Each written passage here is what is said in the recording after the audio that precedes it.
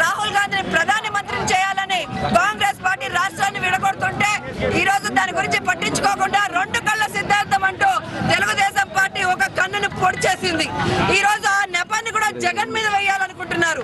ఏ తప్పు చేయని జగన్ ని సంవత్సరం పైగా జైల్లో పెట్టి ఈ రోజు తెలంగాణ రాష్ట్రం రావడానికి కూడా జగన్ కారణం చెప్పడం ఎంత దిగజారిన నీతిమాలిన రాజకీయాల ప్రజలందరూ కూడా గమనించాలి. ఈ పాపం మొదటి ముద్దాయి కాంగ్రెస్, రెండవ